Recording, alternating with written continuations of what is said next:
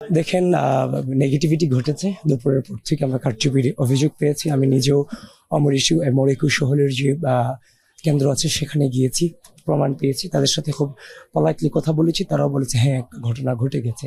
এবং রোকেয়া হলো একই অবস্থা, তারা বলছে এই ঘটনা ঘটে গেছে।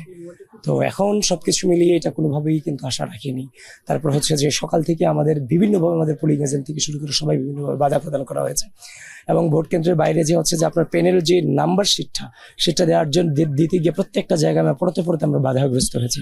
সকালে আমার এগেনস্টে একটা বিশাল প্রভাকাণ্ডা ছড়িয়েছে, যেখানে মেন স্ট্রিম মিডিয়াগুলো পর্যন্ত বিভ্রান্ত হয়েছে। পরবর্তীতে আমি ধন্যবাদ যে তাদেরকে, যে পরবর্তীতে তাদেরকে হচ্ছে যে তারা শুধরে নিয়েছিল, প্রথম আলো সবাই শুধরে নিয়েছিল।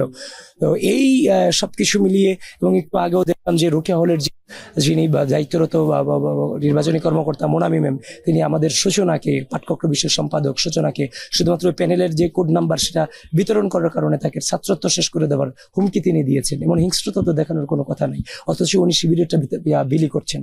তো সবকিছু মিলিয়ে আমরা কিছুটা শঙ্কায় আছি। এবং হচ্ছে যে নির্বাচনের যে কারচুপির অভিযোগ এসেছে, মেইন স্ট্রিম মিডিয়া অনেকেই দেখলাম যে কারচুপির অভিযোগের প্রমাণ পাওয়ার ব্যাপারে তারা বলেছেন।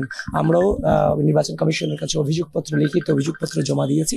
সবকিছু মিলিয়ে আমরা হচ্ছে যে সর্বোচ্চ ধৈর্যের পরিচয় দিচ্ছি এবং আমরা ধৈর্য ধারণ করছি। কিন্তু এখানে একটা আমরা দেখেছি গেটের সামনে, আজকে এই কেন্দ্রের গেটের সামনে কিন্তু আপনাদের কিছু প্রচারের লিফলেট পড়েছে। প্রচারের যে বিষয়টা, আপনি হচ্ছে যে এতগুলো প্যানেলিস্টের নাম্বার 41 জনের নাম আপনি কোনোভাবেই মুখস্থ করতে পারবেন না। সুতরাং এটাকে আপনি কোনোভাবেই আচরণবিধি লঙ্ঘন কিংবা এক্সট্রিমিস্ট হিসেবে দেখতে পারেন না। সবকিছু মিলিয়ে হচ্ছে যে আমরা ধৈর্য ধারণ করছি এবং এই মুহূর্তে যতটুকু সময় বাকি আছে, আধা ঘন্টা, অতটুকু সময় আমি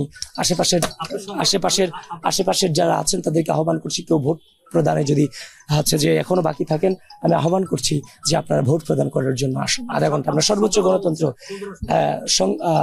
কারচুপি হয়েছে, তো এগুলোর বিরুদ্ধে অভিযোগ নিতে হবে, ব্যবস্থা নিতে হবে বিশ্ববিদ্যালয় প্রশাসনকে। এগুলোকে আপনি ছেড়ে দেওয়ার কোনো সুযোগ আলটিমেটলি না। আর তাছাড়া আরেকটা দুঃখজনক ব্যাপার আপনাদের মধ্য দিয়ে জানিয়ে রাখি, ইতিমধ্যেই শুনতে পেয়েছি একজন সাংবাদিক তিনি ইন্তেকাল করেছেন নিঃশব্দ করে। আমি খুব দুঃখ প্রকাশ করছি, হচ্ছে যে মানে শোক প্রকাশ করছি যে এমন একটা ঘটনা ঘটে গেল।